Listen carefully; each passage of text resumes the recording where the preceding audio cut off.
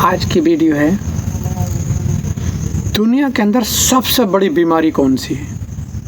सबसे बड़ी बीमारी का नाम बताइए। बीमारी तो अनेक हैं, मगर दुनिया में सबसे बड़ी जो बीमारी है वह है गरीबी।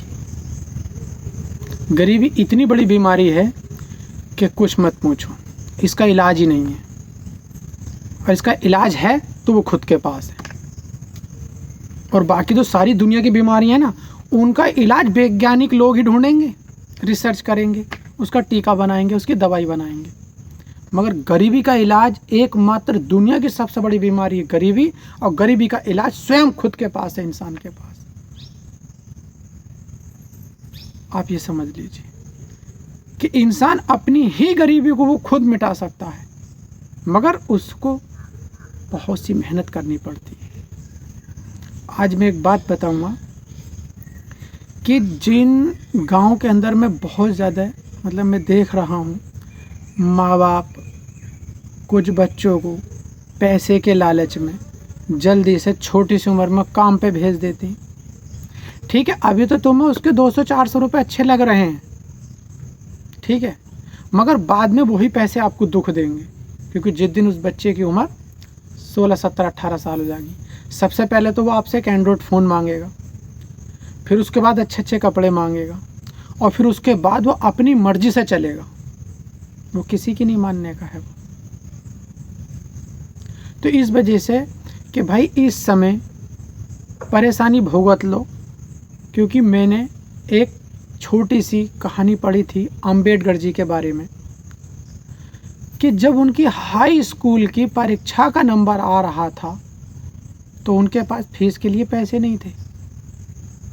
मैं अपने मामा के यहाँ गया था, तब मैंने वो किताब पढ़ी थी। उसके अंदर तो उनके पिताजी ने घर में एक पीतल का तसला था, क्योंकि पहले जो होते थे घर के अंदर पीतल के तसले होते जिसमें कि आटा मिंटता था, आज भी हमारे घर में है, गांव में भी है।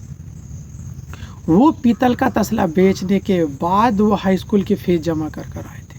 अब कितना झूठ है कितना सच है ये मुझे नहीं पता, क्योंकि ये सिर्फ मैंने किताब में पढ़ा था, और हो सकता था कि उस ज़माने में इतनी गरीबी थी।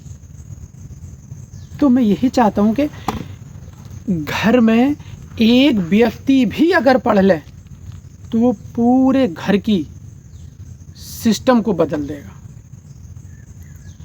डॉक्टर राजीव दीक्षित ने एक बात कही थी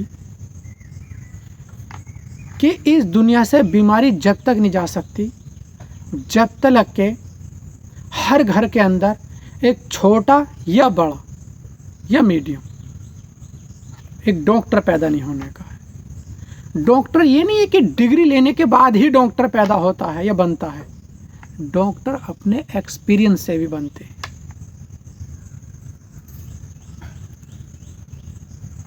मैं ज़्यादा बड़ा तो नहीं डॉक्टर हूँ, मगर हाँ मैंने कुछ सीखा है अपनी ज़िंदगी में। मुझे 8 साल हो चुके इस लाइन में, डॉक्टरी लाइन में। इस मालिक का करम है कि कुछ इतनी अच्छी दवाइयों की जानकारी है कि मैं अपने घर वालों का ट्रीटमेंट मैं खुद करता हूँ। अगर कोई गांव का इमरजेंसी में भी आता है, या मेरा कोई यार दोस्त आस पास पड़ोसी का, मैं इमरजेंसी के लिए भी रखता हूँ, क्योंकि कम से कम इतना तो मैं जानता ही हूँ कि इंसान को मैं इमरजेंसी में तो रिकवर करता ही हूँ। और दुनिया का सबसे बड़ा डॉक्टर वही कहलाया जाता है, चाहे वो छोटा हो चाहे वो बड़ा हो, जो इमरजेंसी में फर्स्ट टाइम रिकवर कर ले मरीज को। उसके सामने MBBS भी फेल है। फर्स्ट एड हमने स्काउट में जब किया था तो स्काउट में भी सिखाया गया था, जब हमने NCC की तब NCC में भी सिखाया गया था कि फर्स्ट बार जिस व्यक्ति ने उस अटैक को किसी के बचा लिया, किसी भी तरह उसको आता है, तो दुनिया का वो सबसे बड़ा डॉक्टर है। तो मैं यही कहना चाहूँगा कि इस समय अपने बच्चों को पढ़ाओ लिखाओ, ठीक है, कुछ काबिल बनाओ। मैं समझता हूँ इस दुनिया के अंदर कुछ बच्चे पढ़ना चाहते हैं दिल से, मगर उनके माँ बाप के पास पैसा नहीं बेचारों के। मगर कुछ माँ बाप पढ़ाना चाहते हैं बहुत दिल से, मगर बच्चा पढ़ने को तैयार नहीं है। मगर कुछ बच्चा भी पढ़ने को तैयार है, माँ बाप भी पढ़ाने को तैयार है, तो पैसे की प्रॉब्लम आती है। ये भी हम जानते हैं, क्योंकि मेरे साथ तो भाई गुजरी है। मैंने 5वां करने के बाद मैंने अपनी पढ़ाई छोड़ दी थी। इस ही बाग में अब से 22 साल पहले मेरे सर, मेरे गुरुजी, हिंदू कॉलेज के वाइस प्रिंसिपल अली सखी नकवी मेरे गुरुजी का नाम था। ये उन्हीं का बाग है, मेरा नहीं है। हम सिर्फ यहाँ पर रहते हैं। बचपन में वो यहीं पर ही वो फावड़े से पानी चला रहे थे। पानी रुक नहीं रहा था। मेरी उम्र उस समय 10 से 12 साल उम्र थी। मैं निकल के जा रहा था। मेरे पिताजी कारवट में ही काम करते थे।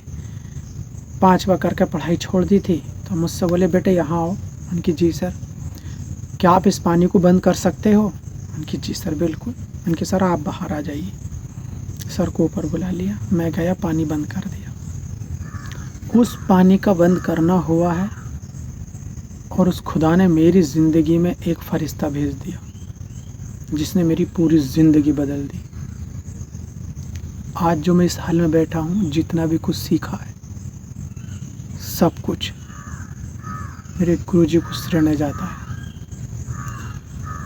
मेरे मम्मी पापा ने कभी ये नहीं कहा कि मेरा बेटा किस हाल में है, किस परेशानी में है, मगर मेरे माँ बाप ने हमेशा यही कहा मुझसे कि बेटे अपनी ज़िंदगी में याद रखना, परेशानी तो सारी दुनिया को आती है।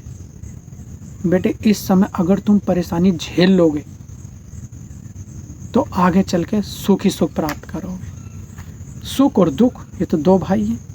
सुख आएगा तो दुख जाएगा और दुख आएगा तो सुख जाएगा।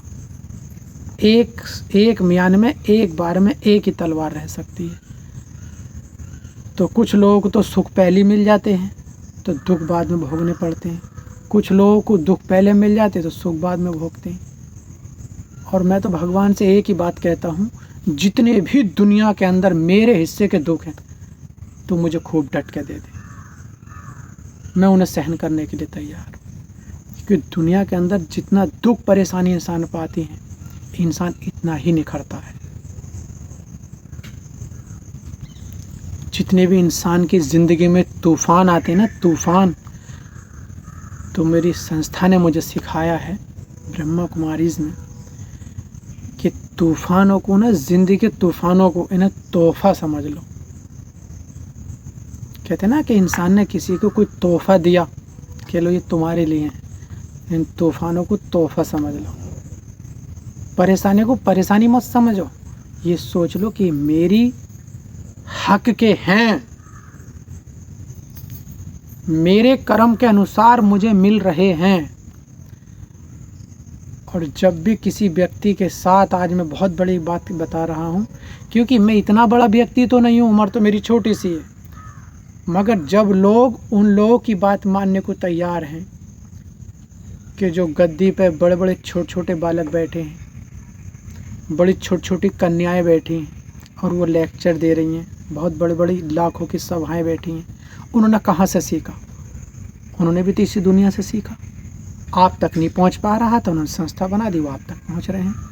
तो मैंने भी सीखा, वो भी मैं आपको बताने जा रहा हूं। जो सीखा इस दुनिया के अंदर, जब भी तुम्हारे पास कोई प्रॉब्लम आए, परेशानी आए, तो आप अपने दिमाग को 24 घंटे पीछे ले जाना और ये सोच लेना तुमसे गलती कहाँ हुई। तुम्हें ये पता चल जाएगा कि गलती यहाँ हुई, कि तुम्हें जो सज़ा मिली है ना कोई परेशानी की, तुम्हारे ही कर्म के अनुसार मिली है। मगर इसे इंसान देखता ही नहीं। इंसान सबसे पहले कहाँ भागता परेशानी में? पंडित मुल्ला मोड़।